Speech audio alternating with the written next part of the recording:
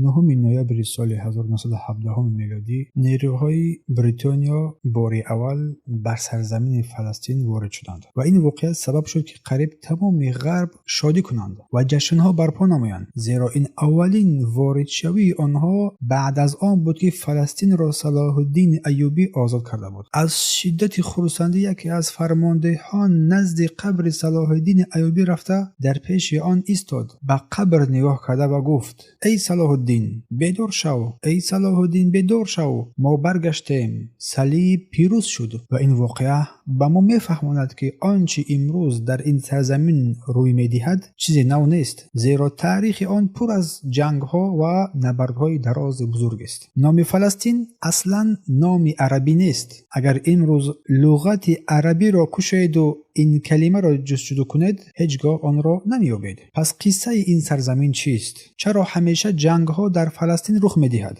کلمه فلسطین غیر عربی است اما ساکنان این سرزمین عربند. اصلی مسئله در چیست؟ قصه این مکان چیست؟ چرا یهودیان همیشه به این سرزمین علاقه سخت دارند و آن را سرزمین وعده شده مینامند، وعدگاه مینامند؟ و چرا همیشه از هیکل سلیمان، هیکل معبد سلیمان این یهودیان یاد میکنند؟ آیا هیکل سلیمان به مسجد الاقصی ربط دارد و مسجد الاقصی دقیق کی بنا شد، در حالی که آن مسجد حتما در دوره اسلام بنیاد یافته است؟ مسجد الاقصی دقیق کی ساخته شده است، در حالی که آن مسجد است و حتما در دوره اسلام بنیاد شده است؟ آیا واقعا مسجد الاقصی جن و ملائکه ساختن این مسجد را؟ آیا واقعا مسجد الاقصی را جن و ملائکه ساختن؟ میدونم حالا در ذهن سوالهای زیادی پیدا شده‌اند، اما خواطر نباشید. همه این سوالها را در قسم اول سلسله صحیفه گم شده جواب خواهیم داد. السلام علیکم و رحمت الله و برکاته. خوش آمدید برادران و خواهران گرامی. الله سبحانه و تعالی بهشت را جایگاه ما و شما اهل توحید و اهل سنت قرار بدهد. آمین. این اولین قسمت یک سلسله نو است که در این کانال آماده کردیم و نام آن را صحیفه گم شده گذاشتیم. در این سلسله ما در واقعیت‌های تاریخی یا بگوییم این واقعیت را عموماً سخنرانی خواهیم کرد. اما واقعیت‌هایی که در زمان ما آنقدر مطرح نیستند، مشکلش این است که بر اساس همین واقعیت‌ها مسئله‌های امروز شکل می‌گیرد، مثل آنچه که در حال در فلسطین رخ داده ایستاده است. اما مثل همیشه پیش از آن که بر اصل قصه امروز درآییم، چند نقطه مهم است که باید دانیم. اولینش این است که همه پیامبران و رسولان با یک دین آمده اند. بر این کلمه که ان اعبدوا الله واجتنبوا الطاغوت، الله را عبادت نمایید و از طاغوت دوری بجویید. بله، همه‌شان با یک دین آمدند و این دین اسلام بود. به درستی که الله می‌فرماید که ان الدین عند الله الاسلام، به درستی که همان دین نزد الله این دین اسلام است. و نامه‌هایی که امروز ما و شما میشنویم مثل یهودیت، نصرانیت، مسیحیت و غیره، همه‌اش از تحریف آدمان آمده است. آنها اسلامی را که پیامبران آورده بودند تحریف کردند و آن را موافق خواسته خود دیگرگون ساختند.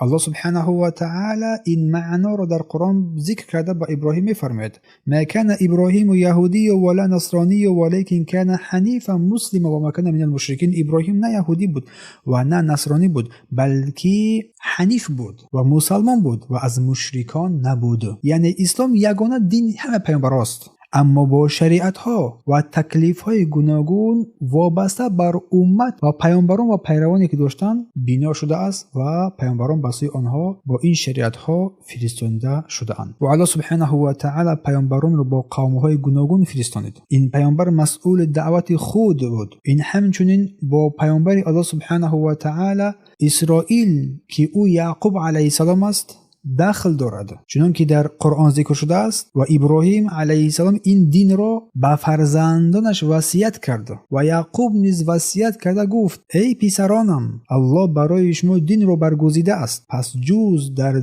حالت مسلمان بودن نمیرید. و یعقوب علیه السلام مسلمان و موحد بود. از نسل او بنی اسرائیل یعنی فرزندان یعقوب پیدا شدند و آنها در آغاز کار مسلمان موحد و صالح بودند، هرچند هرچند آن زمان بسیاری از امتها در گمراهی قرار داشتند، در کفر و شرک و بدبختی. یعقوب علیه السلام با نسل خود وصیت کرد و با آنها گفتند: ما الله تو را و الله پدرانت را ابراهیم و اسماعیل و اسحاق را می پرستیم، پروردگاری که یگانه است و ما از مسلمانان هستیم. برای همین بر همین اساس یهودیان امروز گمان می کنند که آنها خلق انتخاب شده الله هستند، زیرا که الله سبحانه و تعالی آنها را، این یهودیان را، در همان دور و زمان خوب انتخاب کرده بود. دقت کنید، در همان زمان خود الله سبحانه و تعالی آنها را از میان آن همه امتهای گمراه برگزید و مسلمان گردانید و آنها را سالهای دراز در بنی اسرائیل قرار داد و آنها سالهای دراز در اسلام بودند و پس از وفات یعقوب علیه السلام نسلها گذشتند تا آنکه موسی علیه السلام در میان آنها فرستاده شد. الله سبحانه و تعالی بیت المقدس قدس را برای مسلمانان آن زمان نوشت، مقرر کرد،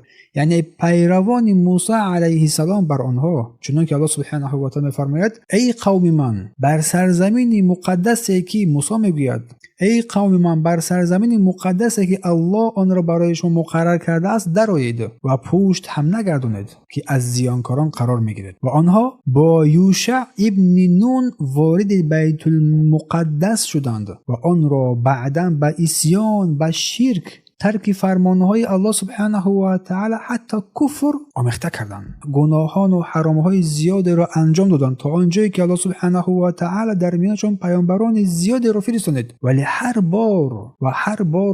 بار بسیاری از آنها را میکشتند تا به قاتلان، کشندگان پیامبران معروف گردیدند. و این هنگام بود که الله سبحانه و تعالی به آنها غضب کرد و آنها را لعنت نمود و قوم را بر سر آنها مسلط کرد که آنها را کشتند و اسیر می‌گرفتند. و آن وقت بود که مسئولیت، یعنی تکلیف، از پیروان موسی علیه السلام به پیروان محمد صلی الله علیه و سلم گذشت. حتی باقی مانده بنی اسرائیل که در مدینه بودند با او روبرو شدند. پیامبر صلی الله علیه و سلم با سبب کفر و فتنه و خیانت‌های آنها با آنها برخورد کرد. آنها میگفتند ما بر عهد موسی هستیم، اما به الله سوگند که آنها از دروغگویان هستند. و نقطه دوم این است که پیامبران پیشین به قوم‌های معین فرستاده می‌شدند، اما رسول الله صلی الله علیه و سلم بر تمام جهان فرستاده شد. الله سبحانه و تعالی چنین تقدیر کرد که پیشرفت و تکنولوژی امکان دهد که اسلام به تمام جهان برسد. امروز من در همین جا نشسته میتوانم درباره اسلام صحبت کنم و سخنم به جایهای خیلی دور هم برسد،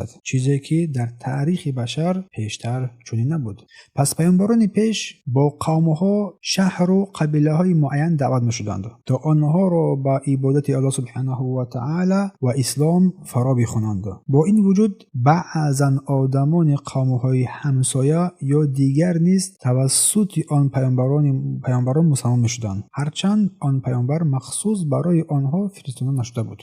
مثلا سحرگران فرعون را اگر بنگریم، در نزد موسی علیه السلام اسلام را پذیرفتند و نشان می‌دهد که دعوت پیامبران می‌تواند به قوم‌های دیگر هم برسد.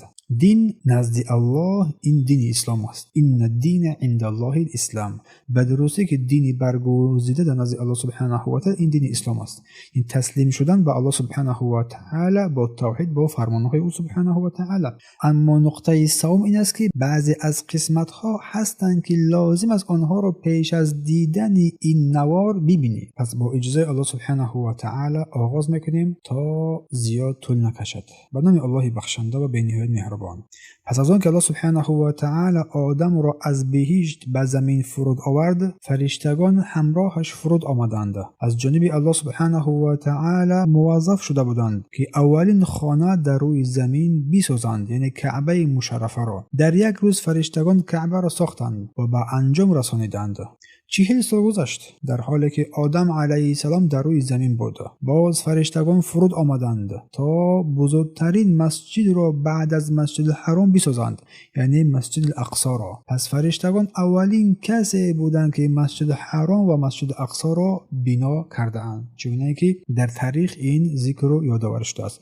یکی از صحابه از رسول الله صلی الله علیه و سلم پرسیدند، گفتند ای رسول الله کدام مسجد اولین گذاشته شده است؟ پیامبر گفت مسجد الحرام. صحابه گفتند بعداً کدام؟ پیامبر گفت بعداً مسجد الاقصی. صحابه گفتند بینشون چند وقت بود ای رسول الله؟ بین ساختن بنای مسجد الحرام و مسجد الاقصی چند وقت بود؟ گفتند 40. و بعداً با تقدیر الله سبحانه و تعالی این دو نقطه به بزرگترین دو جای در روی زمین تبدیل یافتند. نزد الله سبحانه و تعالی عزیز و معظمند.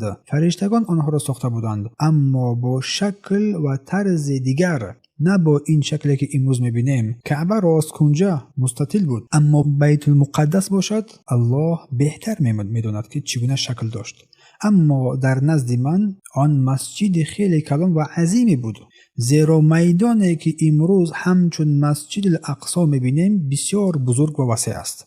منطقه کلان است که مسجد اقصی، مسجد القبة الصخره و بسیار جایها و منطقه های دیگر در آن در بر میگیرد که آنها هم در حدود مسجد الحرام حسابیده می شود، آن دیوار کرانی که در اطراف آن بنا شده است. پس فکر میکنم که این مسجد بسیار کلان و عظیم است، کلان و عظیم بود که فرشتگان آن را ساخته بودند و سالهای دراز این مسجد الاقصی این طور باقی ماند. پیامبران به مردم آن را بزرگ میشمردند، در آنجا نماز میخواندند و دعا میکردند تا آنکه اولین شرک در بین انسانها پیدا شد در زمان نوح علیه السلام، همانطوری که بیان کرده بودیم. و پس از پیدا شدن اولین شرک در روی زمین، کعبه و مسجد ترک شدند و اکثر مردم به استخوان‌های مردگان احترام ویژه‌ای قرار دادند، به خود زیان کردند، از حد گذراندند، آنها را مقدس شمردند، حتی برای آنها در نزد مسجدها بت‌ها ساختند و آنها را به جای الله سبحانه و تعالی عبادت کردند. و این سبب شد که الله سبحانه و تعالی آنها را با طوفان هلاک کرد، طوفانی که تمام زمین را پوشانید. پس کعبه و مسجد الاقصی بر اثر این طوفان ویران شدند و از آنها تنها پایه ها، قاعده ها، فوندامنت آن باقی ماند و بس. الله سبحانه و تعالی نوح و فرزندانش را نجات داد از مؤمنان و فرزندان نوح جز مؤمنان نجات نیافتند. یک نفر کافر بود که الله او را هلاک کرد. سپس الله سبحانه و تعالی به آنها امر کرد که در زمین پهن شوند و آداب را رعایت کنند و آنها در روی زمین پهن شدند و فرزندان زیادی از آن نسل آنها پیدا شد. و در میان این فرزندان نوح علیه السلام سام علیه السلام بود که حدودش از جزیره عرب تا شام میرسید و او در شام سکونت میکرد. اگر دقت کنی این کلمه شام از کلمه سام خیلی با کلمه سام خیلی نزدیک است. میگوید آنجا شام نام داری میگیرد برای اینکه سام علیه السلام در آنجا اقامت کرده بود، گویا اصلا منطقه سام نام داشته است و با گذشت وقت این کلمه سام به شام تبدیل یافته است. یعنی چندین سبب ها برای نام شام گفته شده است، ولی در اصل نامش سام علیه السلام بوده است. روزها گذشتند و سالها زیاد سپری شد و در زمین نه کعبه بود و نه مسجد الاقصی بود، همش ویران شده بودند. تنها بعضی پایه ها، فوندامنت آنها مانده بود و بس. و مردم باشد جایهایشان را میشناختند و میدونستند که الله در آن مکانها دعا را قبول میکند. سالها گذشت و زمین مثل زمانی پیش از آدمها پر شد. در آن زمان در جهان یک قدرت بزرگ وجود داشت، مثل امریکا در زمان ما همان قدرت جهان را در دست داشته بود و قدرت اولین بود و آنها مردمان خیلی بزرگ و برجسته بودند، قد بلند و خیلی نیرومند و بزرگ هم بودند و الله سبحانه و تعالی بر آنها جسمهای عظیم و پرقدرت داده بود که بر دیگران نداده بود. آنها قوم عاد بودند و در این مورد هم حلقه های خواهیم ذکر نمود باذن الله تعالی. مهم این است که آنها از ساکنان جزیره عرب بودند، از عرب‌های نابود شده، عرب‌های با ایده و در جزیره عرب زندگی می‌کردند و آنها بزرگترین شهرها در روی زمین در آن زمان ساخته بودند. به نام ایرام نام داشت که در قرآن ذکر یادآور شده است و ایرام صاحب ستون‌های بلند که مثلش در شهرها ساخته نشده بود. واقعا هم مثلش در شهرها در کشورهای دیگر بنا نشده بود. اما آنها بسیار ظالم بودند، جبار بودند، متکبر بودند و پس از طوفان اولین شرک در میان آنها پهن شد. آنها اولین قومی بودند که بعد از طوفان جرأت کردند که به الله شرک بیورزند. با خود بت‌ها داشتند، بت‌ها ساخته بودند و کفر می‌ورزیدند و پیش می‌رفتند، حتی تا آن درجه‌ای که آخرت را هم انکار کردند و الله را به مبارزه طلب کردند. کاخ‌ها، خانه‌های جاودانی ساختند و گمان بردند که در این دنیا جاوید باقی می‌مانند. این هنگامی که الله سبحانه و تعالی به سوی آنها هود علیه السلام را فرستانید تا آنها به سوی عبادت الله سبحانه و تعالی به سوی اسلام روی بیاورند، مثل که سام و نوح علیه السلام بودند، اما آنها رد کردند و تکبری کردند، سرکشی کردند. این هنگامی که الله سبحانه و تعالی آنها را به خشکسالی سخت جزا داد، آنها را سخت عذاب و شکنجه داد، آنها را به خشکسالی سخت جزا داد. آنها نشسته بت‌هایشان را می‌خواندند و آنها را بسیار عبادت می‌کردند تا وقتی که دیدند که این بت‌ها هیچ فایده برای آنها نمی‌رساند و گفتند به سوی پروردگار پاک برمیگردیم. مشرکان تمام زمان همین بودند. وقتی کار برایشان سخت میشد به سوی الله باز میگشتند. مشرکان زمان پیش از مشرکان زمان ما آسان‌تر بودند، اما مشرکان زمان ما باشد چی در خشکسالی، چی در قحطی، چی در سختی و آسانی به سوی عبادتان غیر الله، قبرها و پیرها و شیخها و چیزها باز میگردند. اقلا مثل مشرکان زمان پیش در سختی‌ها به سوی الله باز نمیگردند، چون آنها در سختی‌ها به سوی الله باز میگشتند و یک گروه پیشنهاد کردند که نزد این قاعده‌های کعبه، این فوندامنت کعبه که بود، به آنجا بروند و دعا کنند، چون دعا در آنجا اجابت شونده است. الله در آنجا دعا را اجابت میکند. گفتند خوب و با این فکر راضی شدند و یک گروه از این قوم عاد نزد این قاعده‌های کعبه رفتند و در آنجا دعا کردند. حقیقتاً به الله سبحانه و تعالی دعا کردند، در حالی که به آنها ابرها، سه توده ابر پیدا شد. ابر سیاه. در خیالشان این بود که آن پر از باران است، ولی آن پر از عذاب بر بالای این قوم عادی سرکش بود.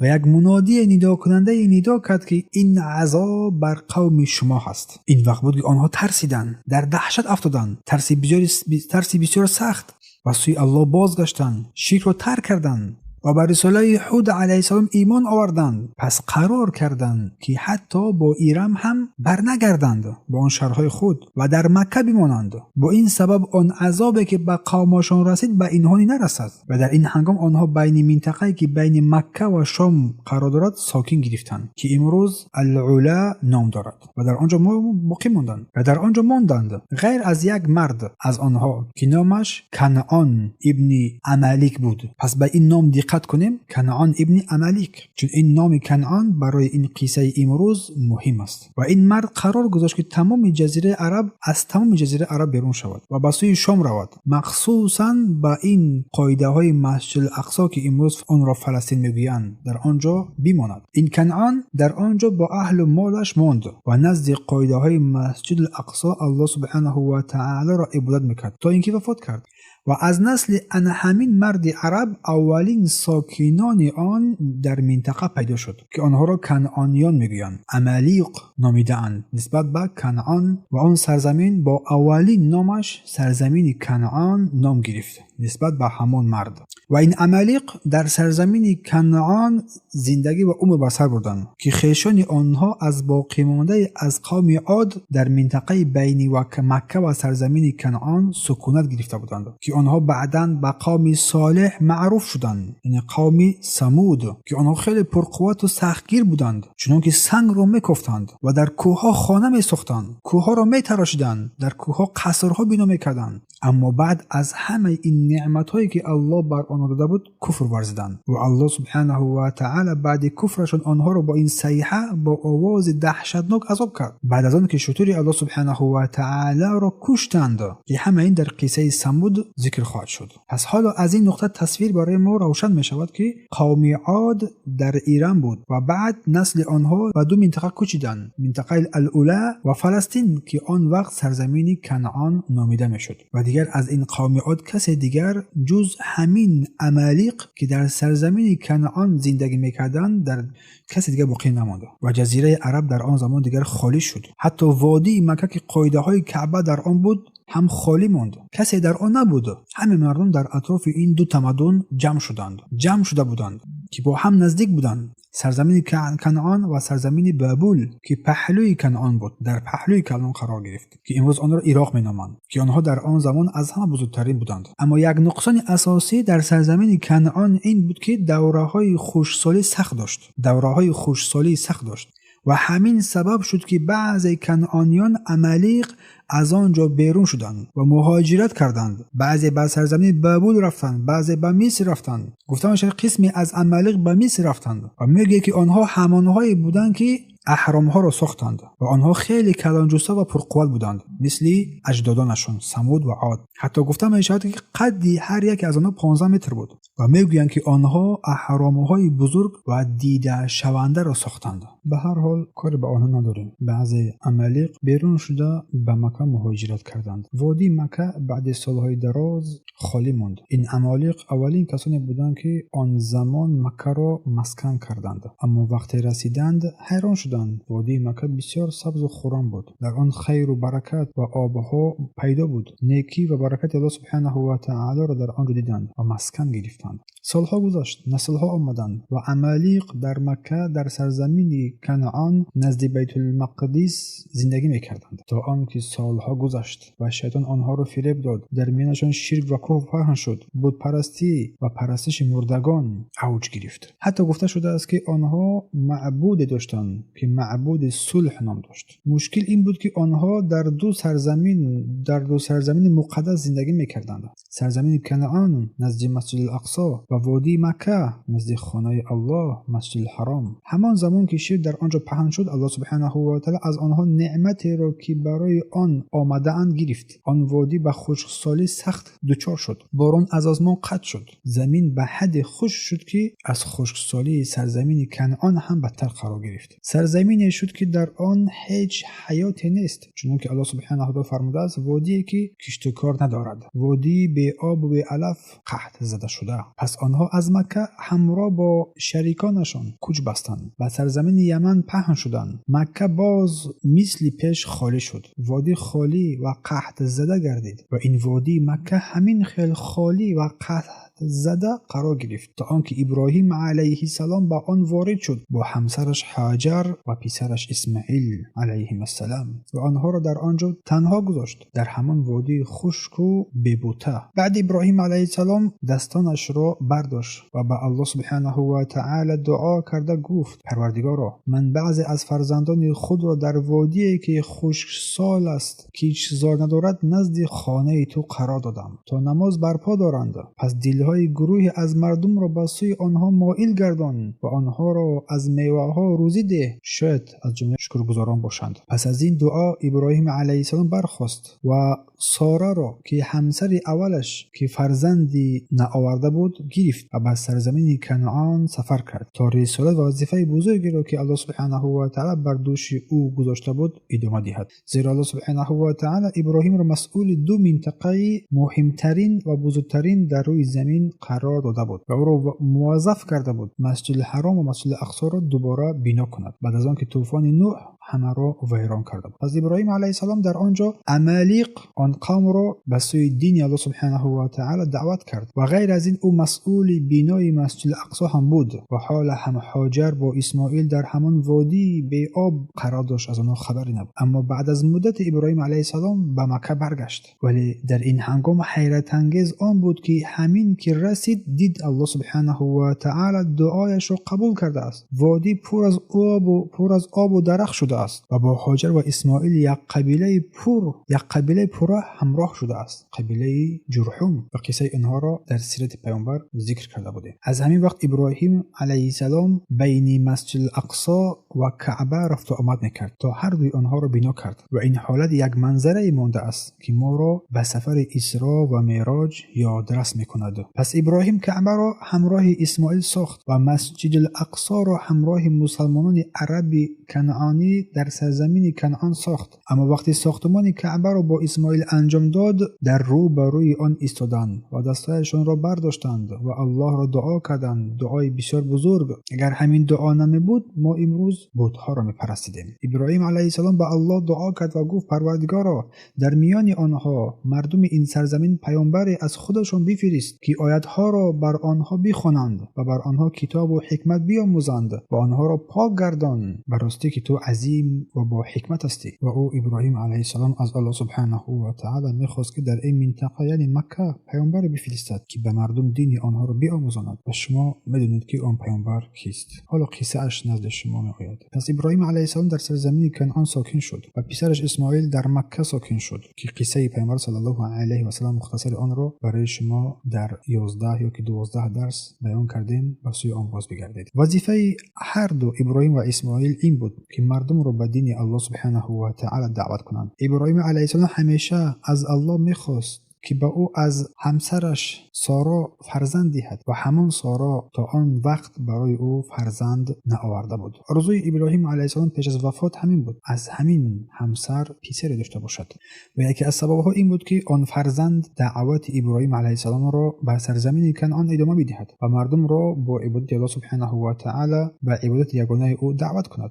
مدت دراز همین حالت ادامه یافت تا آنکه فرشتگان در خانه اش در نزد او آمدند و او را با تولد پسرش اسحاق بشارت دادند، کسی که پس از ابراهیم رسالت پیامبری را ادامه بدهد. بعداً دعوت ادامه یافت. اسحاق هم بعد از پدرش ابراهیم علیه السلام به دعوت عمالیق ادامه داد تا وفات کرد و پس از او پیامبری به پسرش یعقوب علیه السلام رسید و در آن سرزمین کنعان و سرزمین مصر زیر یک حکومت بودند و در آن وقت سرزمین کنعان و سرزمین مصر در زیر یک حکومت بودند که آن حکومت را حکومت حقصاص یا که حقصاص می‌نامیدند. از همین سبب کنعانیان با مردم مصر آمیخته شده بودند و سالها گذشت. یعقوب علیه السلام آنها را با توحید الله سبحانه و تعالی و بر اسلام دعوت میکرد و در آن دوره اکثریت مردم سرزمین کنعان موحد یکتاپرست بودند. اما بعد مثل همیشه مثل پیشین موج و خشکسالی سخت بر سرزمین کنعان آمد. از سبب آن یعقوب علیه السلام از کنعان به مصر کوشید که این قصه را بعداً ذکر خواهیم کرد ان شاء الله. یعقوب علیه السلام با پیروانش در مصر یک مدت دراز پیش از عرب‌های کنعانی در توحید استوار بودند و آن کنعانیان را عمالق می‌نامیدند چون که بیان کردیم. اما بعد از آن باز به شرک برگشتند. شیطان آنها را دوباره فریب داد و شرک در میانشان پهن شد. سالها گذشت و عمالق همانا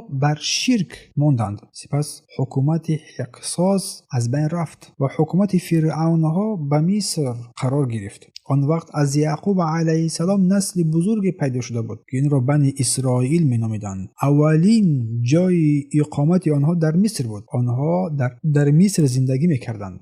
حتی گفته می‌شد که بنی اسرائیل در آن زمان به فرعون کمک می‌کردند تا مصر را اشغال کند و حکومت پیشینه را بیرون کنند و حکومت در آن دوره به دست فرعون گذشت و فرعونیان حکومت مصر را به دست خود گرفتند و پس از مدت خیلی دراز عمالق اولین کوشش اشغالی سرزمین کنعان را قرار دیدند و این کوشش از جانب مسلمانان با رهبری موسی علیه السلام بود. این هم بعد از آن شد که الله سبحانه و تعالی به موسی وحی کرد الله این سرزمین را برای آنها نوشته است و بر آنها اجازه داده است که آن را فتح کنند و مسجد الاقصی را از شرک پاک بنمایند که در این مدت بین قصه عمالق و این سرزمین اشغال سرزمین کنعان و این فرعون قصه های است. اما در اینجا واکنش پیروان موسی علیه السلام چنین بود که گفتند که الله آن را یادآور می‌نماید ای موسی ما هرگز با آن شهر با آن سرزمین داخل نمی‌شویم تا دمی که آنها در آن سرزمین قرار دارند و تو و پروردگارت برو و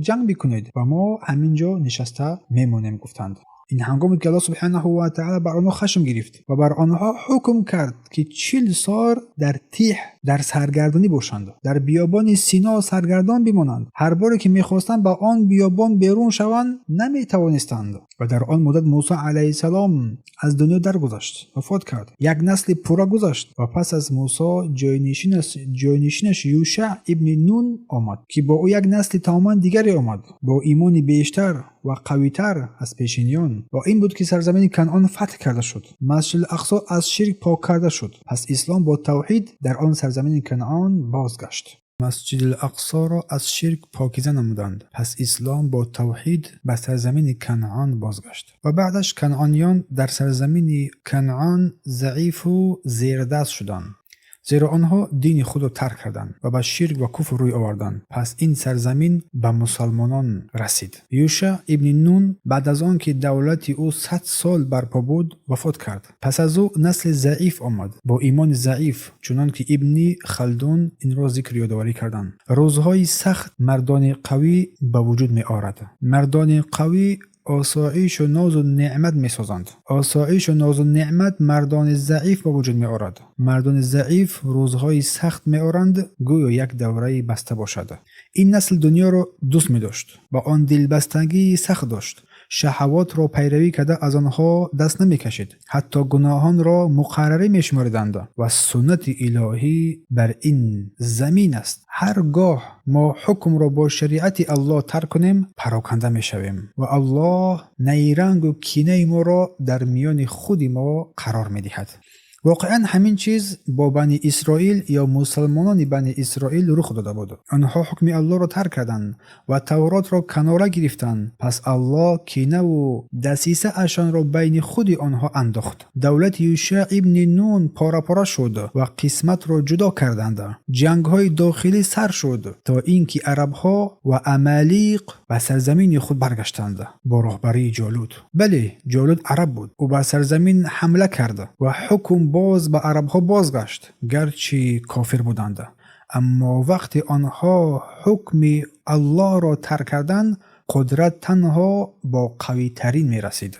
حتی تورات را گرفتند و پاره کردند و یک قسم بزرگ مسجد الاقصی همچون قصاص ویران کردند. پس تورات گم شد. دیگر هیچ کس از بنی اسرائیل آن را پورا حفظ نمی‌دانست و در بین آنها ناپدید شد. آنها در سرزمین ها ناتوان شدند و با آن زمان از دیارشان بیرون کرده شدند و شرک باز هم به مسجد الاقصی برگشت، ولی این بار با زوری، با شمشیر. اگر تو از من قوی تر باشی. اما یاری الله سبحانه و تعالی تنها برای مسلمانان مؤمن می آید، نه برای کسی دیگری. مسلمانان بنی اسرائیل در آن سرزمین از الله سبحانه و تعالی می خواستند که اقصا را برایشان آزاد کند.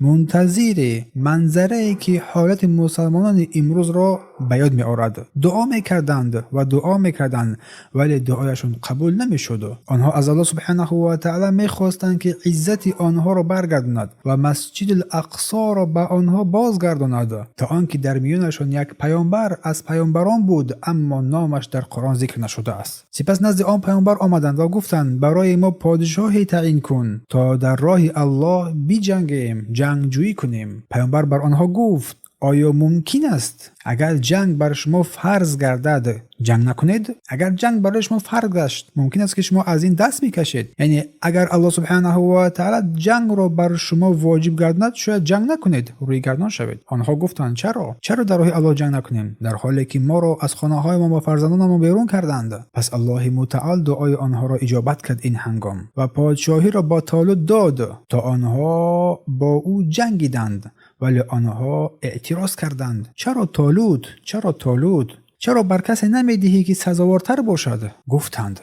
گفتند چگونه او بر ما پادشاه شود در حالی که با پادشاهی از او سزاوارتریم، از او دارایی زیاد داریم. یعنی پول و مال ندارد. گفتند وای ما پادشاه هستیم، ما پول و مال و ثروت دارایی داریم. این هنگام پیامبرشون بر آنها گفت الله او را بر شما برگزیده است و او را با دانش و قوت بدنی افزون داده است تا آن دمی که سرکشی کردند. اما در آخر دیگر چاره جز اطاعت برایشان چیز دیگری نبود و الله سبحانه و تعالی درباره آنها ذکر یادآوری میکند. پس وقتی که جنگ با آنها فرض گردید روی گردانیدند جز اندک از آنها و الله سبحانه و تعالی به حال ظالمان داناتر است. این قصه را انشاءالله که در آینده برای شما ذکر یادآوری خواهیم کرد پورا. پس واقعا طالوت برخاست و با جالوت جنگ کرد.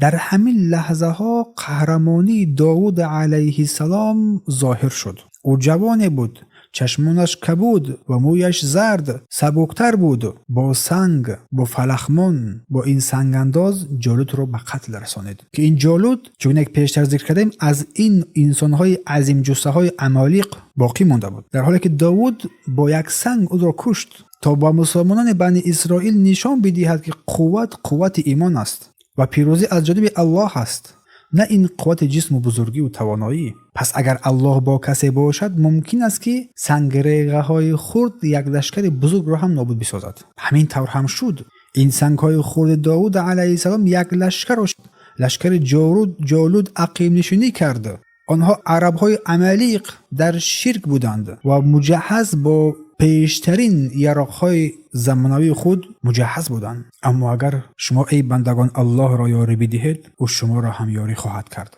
داوود علیه السلام اولین پیامبر و اولین پادشاه بود در تاریخ بشر. اولین پیامبر، اولین پادشاه شد و در آن زمان صاحب این مسجد الاقصی گردید و او قرار کرد که مسجد الاقصی را از نو بنا کند بعد از آنکه که آن را ویران کرده بودند.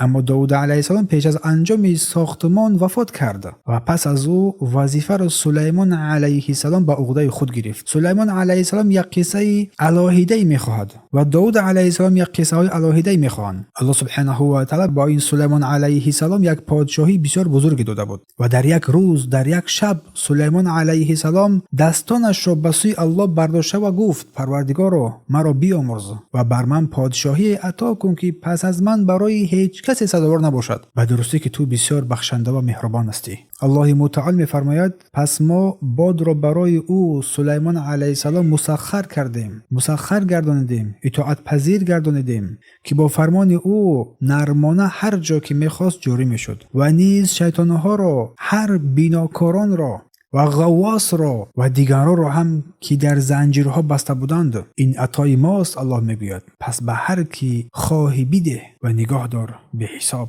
پس بادها با امر او میوزیدند و او حتی بر شیطان‌ها و جن‌ها حکمرانی داشت، زیر فرمان او بود. و روز سلیمان علیه السلام قرار گرفت که مسجد الاقصی را بسازد. با امر پروردگار از شیطان‌ها و جن‌ها کمک گرفت و همراهش که بودند که این مسجد را بنا بسازند. پس مسجد الاقصی یگانه مسجد شد که آنها هم فرشتگان ساختند و هم جن‌ها ساختند و هم انسان‌ها. پس این اولین صورت قدس بیت المقدس است که در عهد پیامبر سلیمان علیه السلام تقریباً 3000 سال پیش بنا شده است و آن وقتی که جن‌ها را امر میکرد تا اینکه قلعه این ساختمان را بسازند. پس میدونه که روایتی هست که پیامبر سلیمان علیه السلام بر حیوانات و جن‌ها قدرت و تسلط داشت. پس این قدیمترین سنگ‌هایی میباشند که زیاده از 3000 سال برای اولین دیوار قدس از آن آغاز شده بود بنا یافته است. و همچنین آن محض در آن قبرستان انسان‌هایی که در آنجا دفن شدند صحابگان رسول الله صلی الله علیه و سلم هستند. چیز عجیبی هست راستی. سلیمان علیه السلام سالهای دراز بر بنی اسرائیل و مسلمانان در سرزمین کنعان حکمرانی میکرد. او آنها را با تورات و زبور حکم میکرد. سالهای زیاد زندگی کرد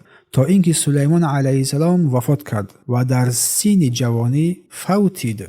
اما بعد مرگ سلیمان علیه السلام آهسته مسلمانان حکم تورات را ترک کردند باز و به پیش خود قانونهای مخصوص اختراع کردند، به خود قانونگذاری کردند. پس الله سبحانه و تعالی نیرنگهایشان را به خودشون قرار داد، ضعیف شدند و پراکنده گشتند تا جایی که امر معروف و نهی از منکر هم نمیکردند، آن را هم ترک کردند. آنها دین الله را تحریف میکردند و به تورات هم تحریف میکردند، یعنی یک باره از دین خارج شدند، از شریعت الله دور شدند و حتی نام دینشان را نیز یهودیت عوض کردند، با یهودیت عوض کردند. آدمان را فریب میدادند تا جایی که الله سبحانه و تعالی برای آنها فرموده است: لعنت شدند کسان از بنی اسرائیل که کفر ورزیدند با زبان داوود و عیسی پسر مریم که برای آن بود که نافرمانی کردند و تجاوزکاری نمودند. آنها یکدیگر را از کارهای زشتی که انجام میدادند منع نمیکردند. چی بد است آن کاری که انجام میدهند؟ و بسیاری از آنها را میبینی که با کافران دوستی میکنند. و چی بد است آنچه جان آنها پیش فرستاده است، تا جایی که الله سبحانه و تعالی بر آنها خشم گرفت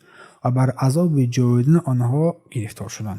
آنها همین طور باقی موندند تا آنکه الله سبحانه و تعالی بعضی از آنها را به میمونها و خوکها تبدیل داد، اما در میانشان اصلاحگران هم بودند ولی سخنانشان بسیار ضعیف بود. سپس الله سبحانه و تعالی برای آنها پیامبران روان کرد، ولی آنها پیامبران گوش نکردند، آنها را کشتند. هر بار که میانشان پیامبر ظاهر میشد او را میکشتند و با آن پیامبر رحم و نمیکردند، با آنکه پیامبر الله سبحانه و تعالی رحمت از جانب الله سبحانه و تعالی است، اما هر پیامبر می آمد میکشتند تا آنکه قاتلان انبیا به نام قاتلان انبیا مشهور شدند. پس الله سبحانه و تعالی آنها را لعنت کرد و غازیان هجوم کنندگان را نیز بر آنها مسلط ساخت که در آن زمان بابلی ها به آنها حمله کردند. این یک رویداد بسیار بزرگ تاریخی بود تا جایی که اسارت بابلی سبی بابلی نام گرفت. بسیاری از آنها را کشتند، زنان را اسیر گرفتند و آنها را از سرزمینشان راندند و در هر جا پراکنده شدند. سردار این بابلی ها در آن وقت نبوخذ بود، مرد به نام نبوخذ. او مسجد الاقصی را محاصره کرد و آن را بار دیگر کاملا ویران کرد. بعد از دنبال همه بنی اسرائیل که وقت یهودی بودند افتاد و آنها را در هر جا که میافت میکشت. بسیاری از آنها را غلام کرد و در بابل همچون اسیر قرار داد و بسیاری هم گریختند و پراکنده شدند در زمین. بعضی به مصر افتادند، بعضی به یثرب، بعضی به شمال جزیره عرب. آنها یهودیان بنی قریظه، خیبر، بنی قینقاع و دیگر بودند، باقی مانده هایی که از بنی اسرائیل باقی مانده بودند و بعضیشان همان در سرزمین کنعان ماندند ولی همچون غلام زندگی میکردند. از همان وقت این سرزمین کنعان هدف حمله های پی در پی شد. هر دفعه یک حکومت پادشاهی نو می آمد آنها را اشغال میکرد، زیر حکم خود قرار میداد. بعد از آن فارس ها هم سرزمین کنعان را اشغال کردند و زیر حکم فارس ها قرار گرفت. یهودیان سالهای زیاد زیر حکم آنها زندگی میکردند. کمی فشار و غلامداری سبکتر شد و به آنها اجازه دادند که مسجد الاقصی را از نو برقرار و بنا بسازند. اما آنها تورات را تا حد تحریف کرده بودند که میگفتند اصلا مسجد وجود ندارد، چیزی که هست هیکل است. از همین وقت چیزی که به نام هیکل سلیمان پیدا شد که در زمین ما خیلی زیاد این را میشنویم. تا آغاز آن در بین آنها مردم تغییر دهنده دین الله سبحانه و تعالی خیلی زیاد بود و سپس بعد از آن رومی ها فارس ها را غزو کردند، حمله کردند و در یک جنگ قوی بر آنها غالب شدند و زمین کنعان را تصرف کرده گرفتند. باز این دولت روم در آن زمان بعد از گرفتن این سرزمین کنعان از فارس ها بر یهودیان یک فضای وسیع داد تا که در آن دین خود را با تمام آزادی عمل کنند، حتی که برای آنها مثل یک دولت خرد بود، یعنی برای بنی اسرائیل معین شده بود و آنها را ستم نمی‌کردند تا از دمی که الله متعال عیسی ابن مریم را فرستاند و آنها در آن زمین کوشش میکنند او را به هر راه بکشند. عیسی علیه السلام را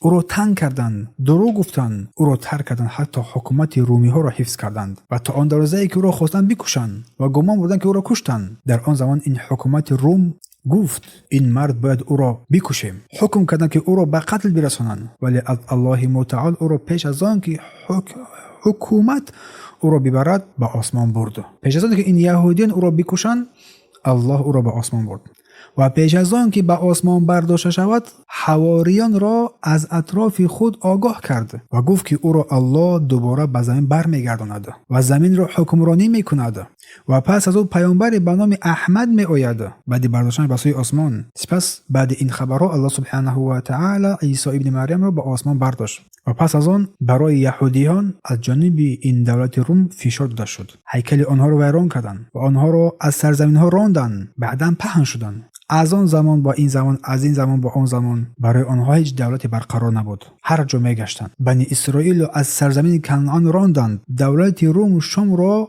به قسم‌ها تقسیم کرد و آن را تقسیم رومی هم نامیدند و گفته می شود که در آن زمین فلسطین به فلسطین نامیده شد. آن زمان تقسیم بندی رومی ها این فلسطین به فلسطین نامیده شد، همین نام حضوری که قرار دارد و این سرزمین فلسطین زیر حکم رومی ها قرار ماند و مسجد الاقصی ویران شده بود و اطراف آن پر از بت پرستان بود و اکثر آنها بت پرست بودند و کمی از نصرانی ها باقی مانده بود و خلاص. و توحید سپس بر مسجد الاقصی برگشت مگر پس از آن که حکم الله متعال از نسل اسماعیل محمد صلی الله علیه و سلم را فرستانید. دعای ابراهیم علیه السلام و اسماعیل علیه السلام را یاد دارید در بالا ذکر کردیم از قول الله سبحانه و تعالی. هنگام بنای کعبه آنها الله متعال دعا کردند که در مکه پیامبر بفرست، پس الله دعای آنها را قبول کرد. الله متعال در مکه خاتم پیامبران را فرستانید و او از نسل اسماعیل علیه السلام بود و با او این وظیفه مسجد الاقصی سپرده شده بود. پس از آن که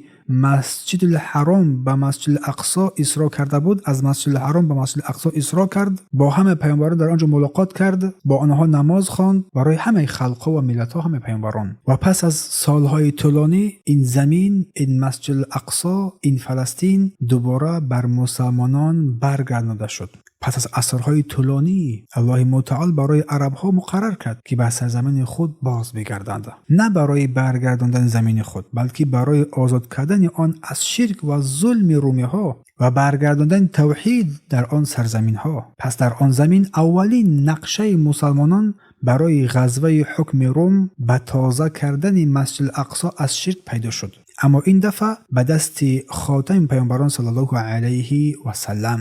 پس مسلمانان از پیروان محمد صلی الله علیه و سلم برخواستند و با او گفتند ای رسول الله، ما با تو نمیگوییم چنان که بنی اسرائیل با موسی گفتند تو و پیامبرت بیرا و جنگ کنید، ما اینجا نشسته ایم، بلکه بیرا تو و پروردگارت با جنگ کنید و ما با شما هر دو یک جا جنگ میکنیم. الله اکبر.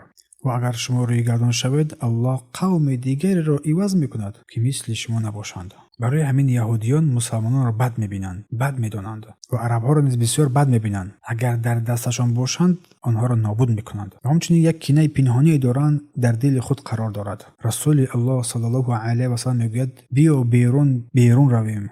همه‌شون کینه پنهانی دارند، در دلهایشان قرار دارد، چون که میدونند که پس از آن که آنها از دین الله روی گرداندند، الله متعال قوم دیگری آنها را با قوم دیگری عوض کرده که این قوم مثل آنها نیست. آنها میدونستند که پیامبر در آخر می آید، چون از سخنان موسی و عیسی آن را درک کرده بودند. و این همان است که الله سبحانه و تعالی به ما خبر داده فرمود. کسی که پیرو رسول الله صلی الله علیه و می شود و این پیامبر امی را پیروی میکند که ما این پیامبر امی محمد صلی الله علیه و سلم را در نزد خود در تورات و انجیل نوشته بودیم، در کتاب‌های آنها نوشته شده بود که الله سبحانه و تعالی از نسل اسماعیل امت بزرگی را برمی‌انگیزد. این را می‌دونستند در قصه هاجر و اسماعیل که ابراهیم آنها را در وادی مکه گذاشته بود که در سیرت پیامبر این را بیان کرده بودیم و سوی آن باز بگردید. حتی در کتاب‌های آنها ذکر شده است که پس الله آواز پسر را شنید و فرشته الله سبحانه و تعالی هاجر را به آسمان فرا خواند و با او گفت چی حال داری ای هاجر؟ نترس، زیرا الله آواز پسر را شنید که کجاست. برخیز و پسر را برداشته بگیر و من او را امت بزرگ میگردانم.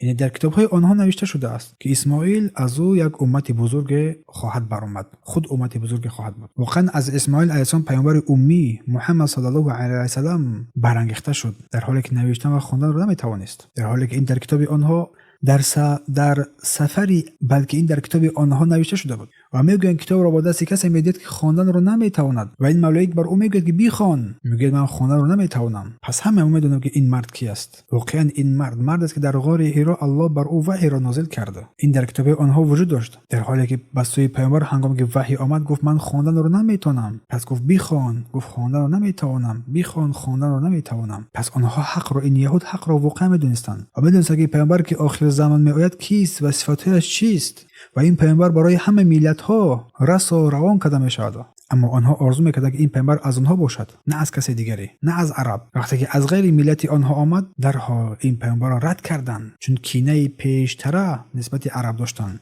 چی از عرب ها برآمد؟ سپس بر عرب ها و این مسلمان ها کینه گرفتند، کینه کردند. برای همین در مجلس هایشون همیشه لعنت میفرستند بر عرب و بر محمد صلی الله علیه و سلم، حقارت میکنند. پروردگار بر آنها لعنت بفرست. و این خاتم پیامبران پیام بزرگتری دارد که تمام پیام های پیشین را نسخه برداری میکند و آنها را از لهو، از آن آمیختگی های کردن، از آن زیبلادان عقل خود که در آن کتاب ها جایگیر کردن، همه را جزیر کردند، آنها را پاکیزه می‌گرداند و این پیام باشد به مشرق و مغرب همگی میرسد. و در کتاب های آنها ذکر شده است که این مرد از نسل اسماعیل فرستاده میشد به جهانیان. بله، در سفر تکوینی که در قصه قربانی کردن ابراهیم پسرش را همچون قربانی ذکر یادآور شده است. پس این واقعه عظیم بود که پسرش را قربان میکند، سپس تو را برکت میدهد و نسل تو را افزون میکند، مثل ستارگان آسمان، مثل ریگ‌های ساحل بحر، مثل تو درهای دشمنان خود را میبندد.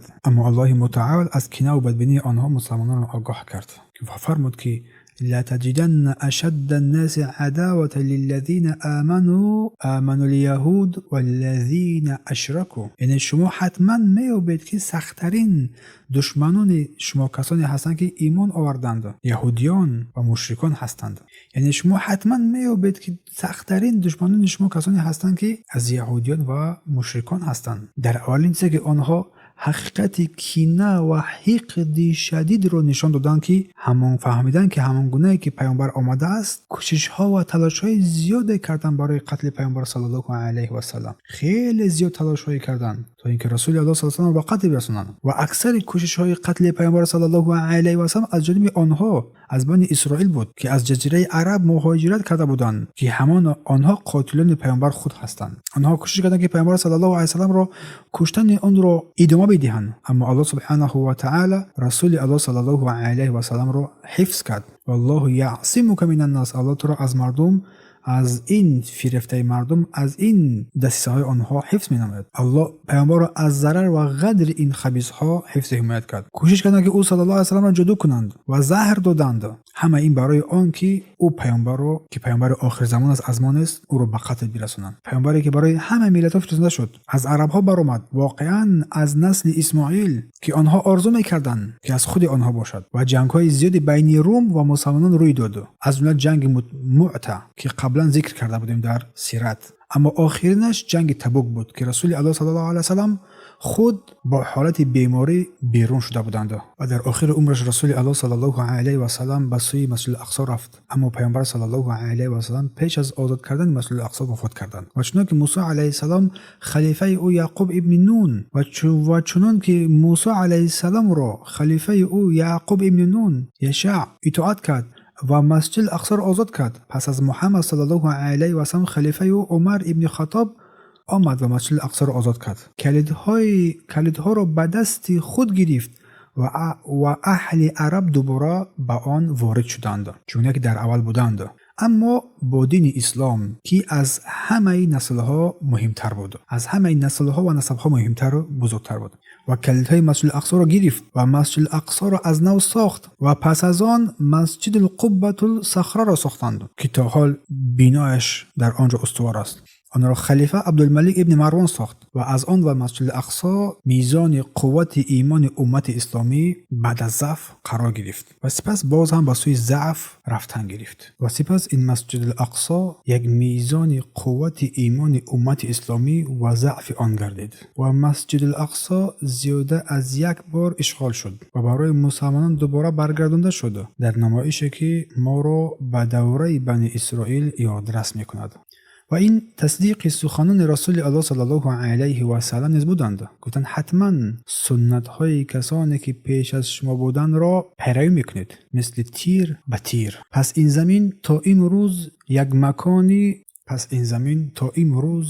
مکانی غزو کنندگان بود، تا آندمی که سال 1917 فلسطین را بریتانیا اشغال کرد و از سال 1917 تا حال که با شما حرف میزنن مسجد الاقصی و فلسطین هنوز اشغال شده تا امروز را.